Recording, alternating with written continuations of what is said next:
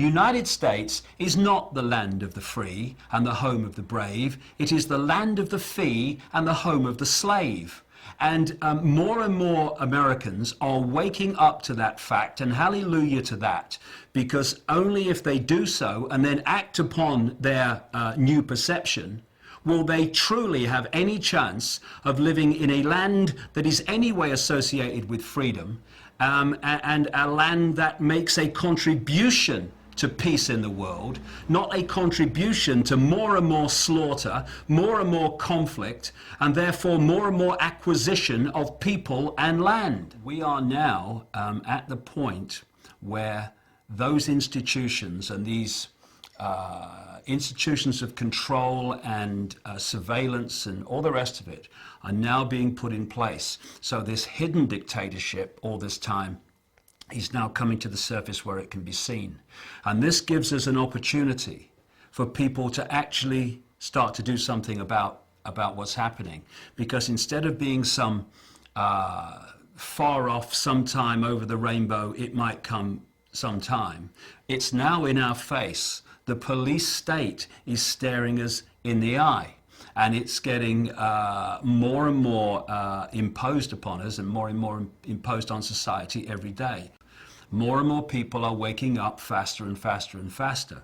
Now, there's a reason for this, which we can discuss at another time.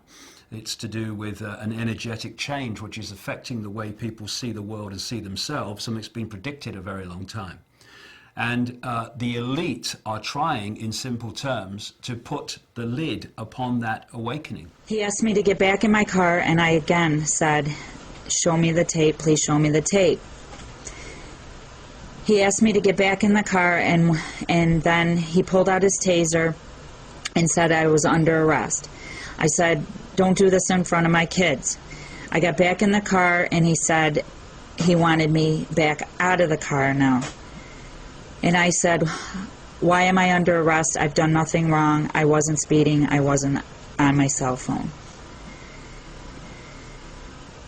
He then yanked me out of the car and wanted me to go down, put my hands or lie. Pulled his taser out, and the first shot jolted me, and I was trying to get back in the car again because I was scared.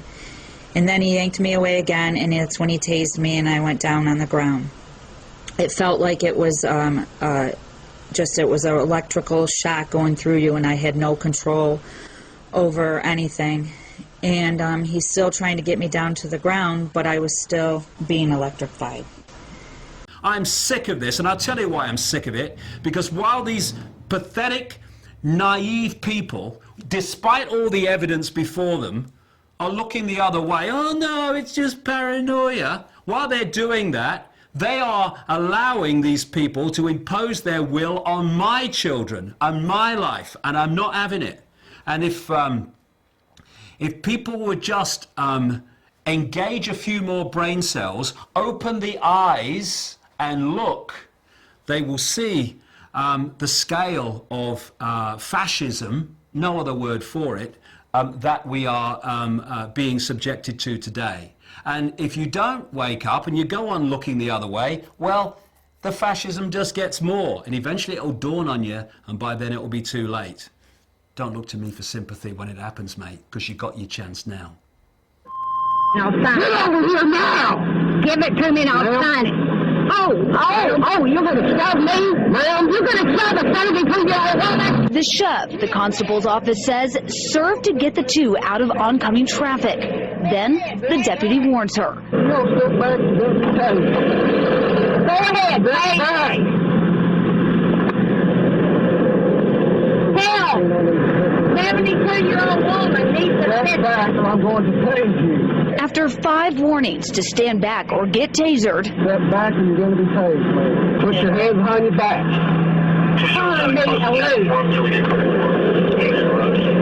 I'm getting back in my car. You're going to be tased. Stop. I'm getting back in my car. No, ma'am. Taser. Get on the ground. Get on the ground. Now put your hands behind your back. Put your hands behind your back. You're going to be tased again. And if they, the people sitting on their backsides and sitting on their hands and looking the other way now, don't join with those who are challenging this gathering police state, then those who are challenging it now, who've understood what's happening and the methods used to impose it, they are going to be not with us when the knock comes on their door. Oh, I've just had a knock on the door. What do I do? Go down the concentration camp, mate. There's loads of people there who were telling you years ago that this was coming. You were watching the soap at the time, remember? It's unbelievable that people can be so blind when now it is so close to their eyes. Those who remain, by order of the City of Pittsburgh Chief of Police, I hereby declare this to be an unlawful assembly. I order all those assembled to immediately disperse. You must leave the immediate vicinity. If you do not disperse, you may be arrested and or subject to other police action.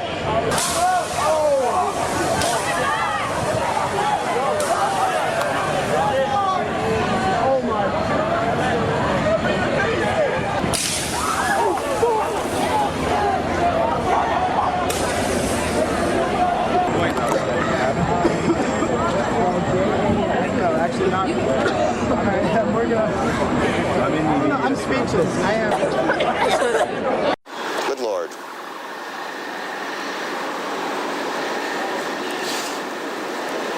There are no words.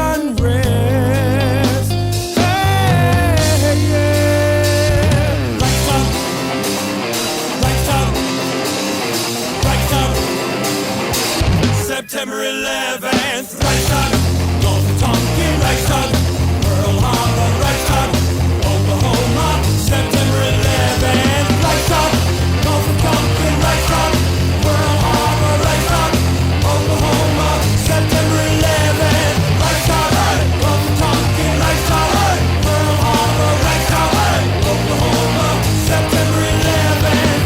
Oh Lord, we've been through again. Just more